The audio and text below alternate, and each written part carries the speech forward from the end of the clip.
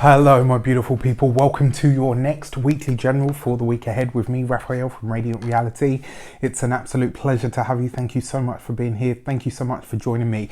If you haven't already, please don't forget to like, share, and if you should so choose and it resonates, you know I'm going to ask you, hit that subscribe button. If you are already a continued subber, you know I'm going to say it. I absolutely love and cherish and value each and every single one of you that is already a part of the Radiant Reality family. We are, right? We're a family, we're a community. You guys laugh and joke with me as much as I laugh and joke with you. So if you are new to the channel, I just want to say this little message. When you see me ribbing and calling you out on your, on your signs, behavior, or your likeness, it's always done in love, it's always done in care, it's always done in camaraderie, right? Anyone that is a part of the Radiant Reality community knows that I will joke and laugh with you guys as much as I can. And when you guys do it to me, like in the comments and stuff, people rib me all the time, and they know that I love it because it's just heartfelt fun, and a little bit of banter. It's good for you, it's good for the heart, it's good for the soul, obviously as long as it's always kind and respectful. With that said, recently I've had some comments about the yawning in my videos, and I just want to say, these videos, as much as I love doing them, you would be surprised how much energy they actually take. When you consider a tarot reader and what they do, we ride the timelines, right? So we're tapping into energies that are usually above and beyond what we are normally on a day-to-day moment, right? So it takes a lot of time, it takes a lot of energy to make these videos. I love them. I put my heart and soul into each and every one of them. If I get tired, if I'm yawning a lot, as you know, I've not met a word yet that I didn't like, right? So as you can tell, I yap on for bloody hours, and I always try to fill my videos with as much information as possible. So if I talk fast and all the rest of it, it's a combination of all of those factors and the fact that I am bloody exhausted. I've been working really hard for a long time. So forgive me. It's not that I'm bored. It's not that I am disrespecting you or your sign or anything like that. I understand it might be a bit off-putting if I'm stuttering and all the rest of it, but that's just who I am. If you don't like it, you don't have to be here. So, in that case, please don't come back. For the rest of you, I love and cherish every single one of you. Let's do this. I would like to bless my decks of cards with all forms of love, light, peace, prosperity, and abundance. And I pray that the messages that come through are ultimately clear and concise, and they help us all on our path to our highest vibrational good. And on that note, guess what the weekly message was when I went into my intuition? You got to be doing the work. This is the week where you're going to have to put that graft in.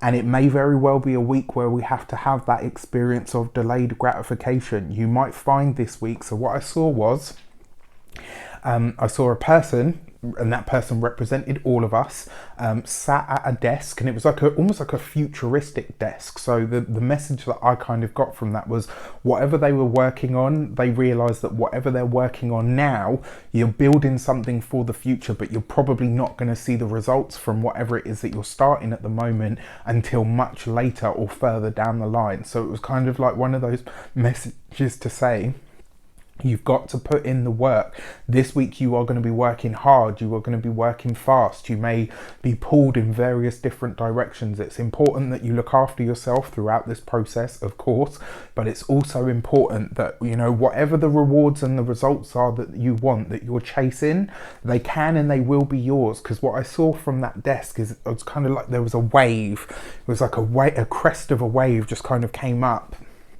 And it was absolutely beautiful. But the message that I kind of took away from that was, that wave that you are riding, that crest or that peak that you're going for, is going to require you to put that work in. So this week it's all about hard work, it's all about dedication. I talked about this in the numerology video, so Temperance card has jumped out, I'll talk about that in a minute. The numerology video for 2020, which was all about hard work, dedication, all of that sort of stuff, and why it was important. We're under a 4-year. So that Temperance card that fell out is all about what you align yourself to. But also the thing about the Temperance card is The process of alchemy, right? When we talk about the process of alchemy, we're talking about turning base metals, or, you know, the lower vibrational things into higher vibrational things. Gold is considered one of the highest vibrations when it comes to metals, right? It's that pinnacle thing, which is why it's used for, you know, jewelry and, you know, royalty and all the rest of it. Now, when you're talking about spiritual alchemy, it's exactly the same. This is about going through your entire history, all of yourself, taking all of the things that have happened to you and pulling all of the negative stuff out of it and being left with just the pure wisdom. When you can look at something that's happened to you in your personal history and no longer be emotionally affected by it, you have transmuted that energy. And this week we're talking about doing the work, right? And sometimes we want that instant result. We want to see that thing that happens. It's like, well, you know, I've put in all of this work here and now, like I really would like to see some sort of result from it. Being able to hold back, right? This is about the process of alchemy. That's what the Temperance card is saying. This week we are laying the spiritual, mental manifestation, energetic, all of that stuff. We're laying the foundations to welcome in the big results that we're hoping for at a later date. So this is just a preliminary week. It's not the week where this stuff is going to show up, but this week you've got to, I think, one of my favourite lines in a film, I'm such a geek, you know, because I did performing arts, as a lot of you know. One of my favourite lines was, you know, in Fame, where she says, fame costs, and right here is where you start paying in sweat. This is that kind of week, right? This is, look at me, I'm such like a... like a walking cliche today, but so what? I don't care. I'm happy, and that's good enough for me. All right, for the Destiny card for the week ahead, we have the Emperor card. What is the truth of the Emperor? While he may be many things to many people, the Emperor only has that title because he has done the work, because he is, right? This is somebody that's at the forefront, at the pinnacle. So this is very much going to see a lot of us taking ownership of our lives this week. There could be something that comes up this week that kind of is an experience for a lot of us that says, are you ready for this? And if you are, I mean, the thing about the Emperor, the thing about anybody that's in a position of power or authority, they tend to, well, you know, all the recent events notwithstanding, but people that are true leaders, right? An emperor is a true leader. They understand that there are things that they may want or choose to do, but they cannot, because it doesn't serve the greater good, or it doesn't serve the bigger unfolding of what it is that they're trying to create in their lives. They understand that need, right? The thing about the Emperor card as well, he knows when to fight and when to battle, but he also knows when to retreat and strategize. And that's the thing about the Emperor energy. It's about being completely in command of yourself and marshalling your inner resources, right? So this is a week when we're not only doing the work, but we really have to show up for ourselves in some way, shape or form. This is about really being very conscious about what it is that we want to create, about what it is that's actually going to get us there, which means this week in some way, shape or form, we are having that sort of inner battle, that inner conflict with ourselves to say, look, you know what, I know what I want, but is this action that I'm taking, this thing that I'm doing, is it getting me any closer to that final goal? If it's not, then unfortunately you might have to ease it back. So for the direction, how do we best use this energy? How do we best navigate this energy or shape it up? And we've got the Chariot card, right? So learning to think quickly, learning to move quickly, learning to readjust and refine what it is that we're doing, and maybe even redefine what it is that we know about ourselves, right? The thing about this card, yes, it's victory and success and it's movement and fast things, but one of the things that I love about this card, the Chariot card, is it's a moment where you truly conquer an aspect of yourself, right? So the battle that takes place this week is not on an external level. It might be for some people, but it's not on an external level. This is going to be on an internal level. This is that struggle or that battle that you might have with yourself to say, you know what? Is this bringing me closer to that thing that I want? Is this taking me further into, you know, if I want to be debt free, okay, then this is just an example, right? If I want to be debt free, well, then that means I've got to get rid of the credit cards. That means I've got to stop spending on the frivolous things. Maybe you're going to have to cut down. I mean, now's a really easy time to do this because everything's bloody shut, right? But, you know, really thinking about this. And interestingly enough, this is one thing that I wanted to talk about before, that I'm going to talk about with a friend of mine and soon. As things start to open up, do not let the world and advertisers and shiny TV and all the rest of it convince you that you have to go around buying everything.